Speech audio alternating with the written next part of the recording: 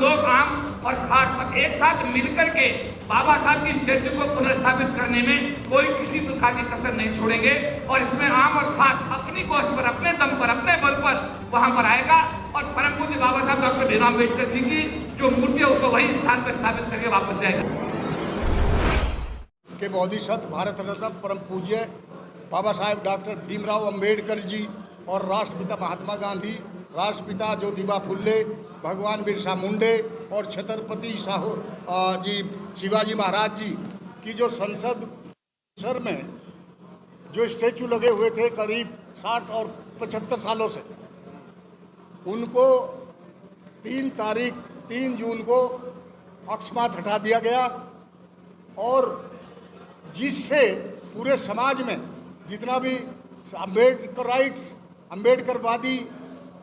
लोग हैं, समाज है, उनमें पूरे देश में एक बहुत ही रोष व्याप्त है। और वो रोष इस तरह का है कि 9 तारीख को एक जंतर मंतर पर संसद घेराव का प्रोग्राम रखा है और इसी बीच में हम लोगों ने जो ये चाहते हुए कि उनके संज्ञान में आना चाहिए, जो भारत सरकार है उनके संज्ञान में देने के लिए हमने प्राइम मिनिस्टर साहब को भी चिट्ठी लिखी, हमने गृह मंत्री जी को चिट्ठी लिखी, हमने जो है एक जो जितने भी कंसर्न है लोकसभा स्पीकर और जो सेक्रेटरी जनरल लोकसभा है, चूँकि लोकसभा का कार्य उनके ही अंडर आता है, उनको भी चिट्ठी लिखी और जो अपने SC ST कमीशन के जो चेयरमैन साहब हैं उनको भी हमने चिट्ठी लिखी। श्री किरण रिजिजू जो आज पार्लियामेंट्री अफेयर का काम देख रहे हैं, उनको भी चिट्ठी लिखी और समय मांगा। मैं सोच रहा हूं कि सभी जो सब श्रद्धेय साथी हैं, अर्जुन मेघवाल साहब से जो हमारे कानून मंत्री हैं, उनसे भी मिलने का समय लिया। हम ये गुहार लगाना चाहते हैं कि ये पहले ही बहुत लंबा चौड़ा विरोध आपस में बन जाए और हम उनसे मिल के ये चाहते हैं कि प्रॉब्लम 9 तारीख से पहले सॉर्ट आउट हो जाए, ताकि देश की जो भावनाएं बाबा साहब के प्रति उनको सम्मान की दृष्टि से जो देखते हैं, आज उनके सम्मान पर बहुत ही एक किस्म से जिस तरह से जिस व्यवस्था में उनको मूर्तियों को विस्थापित करके एक साइड में रखा, वो बहुत ही विचारणीय और बहुत निंदनीय काम है, चाहे जिसका भी रहा हो। बाबा साहब के रहम करम पर आज उनकी वजह से पार्लियामेंट में बैठे हैं, लेकिन बहुत देर में किसी इक्के दुक्के ने वो आवाज़ उठाई। अदरवाइज मैं समझता हूँ अगर पार्लियामेंट में ये आवाज़ उठाते तो अब तक ये जो प्रॉब्लम है वो सॉर्ट आउट हो सकती थी। जो आपने भीम आर्मी का जिक्र किया, हमने उनसे कांटेक्ट किया था, उनको हमारे कुछ साथियों ने उनको चिट्ठी भी दी है। अब लेटर सी वो क्या करेंगे, लेकिन बड़े अफसोस के साथ कहना पड़ता है कि चंद्रशेखर जैसा व्यक्ति जो जय भीम और उससे उन्होंने अपना उद्घोष किया, लेकिन उन्होंने भी पार्लियामेंट में अभी तक इस पर चर्चा नहीं की। हम इस चीज़ से भी हाथ है कि उनको ऐसे सब्जेक्ट को नहीं भूलना चाहिए। जहाँ तक भीम आर्मी जी की बात कर रहे हैं आप, भीम आर्मी नहीं, तमाम जितने मेंबर ऑफ पार्लियामेंट जो आवाज़ को उठा सकते हैं, हमारा प्रतिनिधिमंडल वाकायदा उनको सम्मानपूर्वक पत्र के द्वारा अवगत कराने जा रहे हैं। और चंद्रशेखर जी ने, क्योंकि हमारी टीम वहाँ गई थी, उन्होंने बहुत बेहतरीन रेस्पॉन्स दिया है। वो अलग बात है कि संसद में उन्हें बोलने दे रहा, कोई नहीं बोलने दे रहा। हमारे वीर सिंह जी यहाँ पर रहेंगे जो दिल्ली के प्रमुख हैं भीम आर्मी के। हमारे बीच में रवि गौतम जी बैठे हुए हैं जो एक बहुत बड़ा संगठन चलाते हैं। हमारे बीच में भानु प्रताप एडवोकेट से लेकर के OP भारती जी, ये तमाम साथी जो बैठे हैं, इनके अलावा और भी जो सम्मानित साथी हैं, तमाम साथियों ने आज जो संकल्प किया है वो ये संकल्प किया है कि हम 9 तारीख को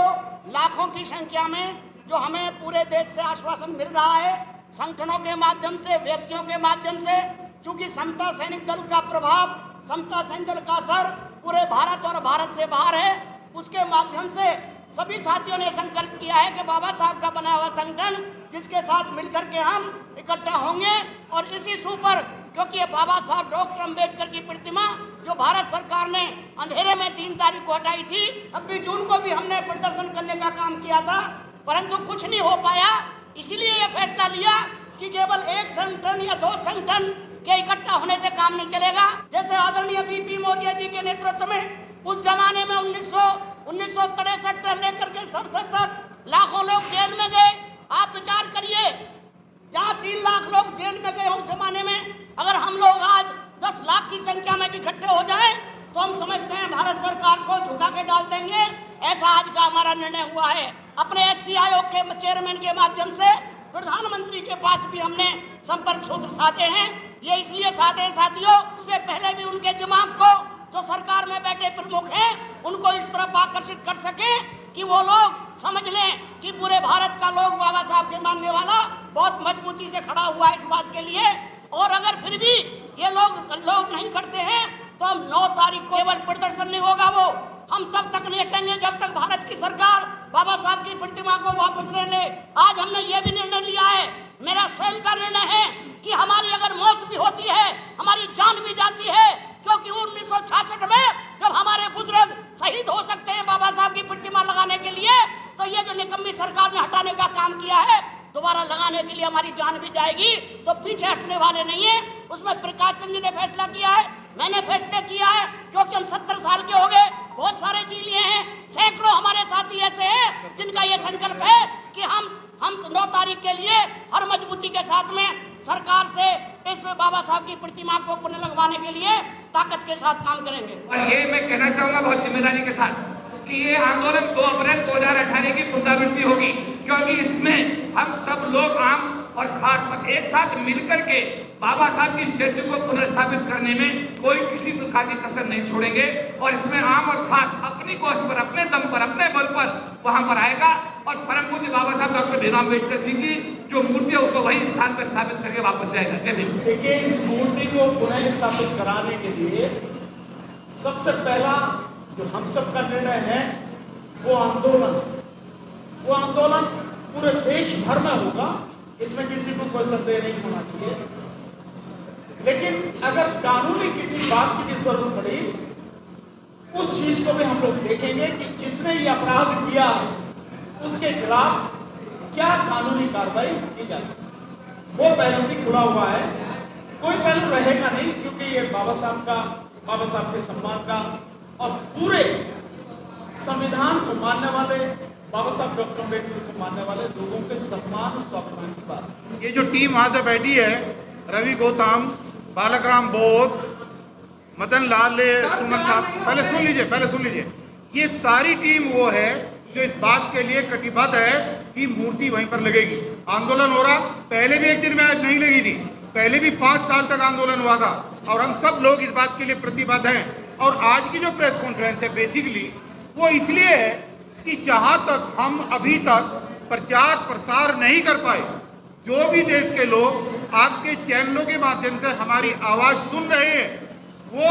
उनसे हम निवेदन करने के लिए, आह्वान करने के लिए आज ये प्रेस कॉन्फ्रेंस रखी है कि आप 9 अगस्त जंतर मंतर दिल्ली पर सुबह 10 बजे अपने साथियों से अधिक संख्या में पहुंचे, क्योंकि ये लड़ाई किसी संगठन की, किसी नेता की नहीं है, पूरे समाज की है। और ये लड़ाई बाबा साहब के मान, सम्मान और स्वाभिमान से जुड़ी हुई है। देखिए, वो जानबूझ करके स्थान वहां से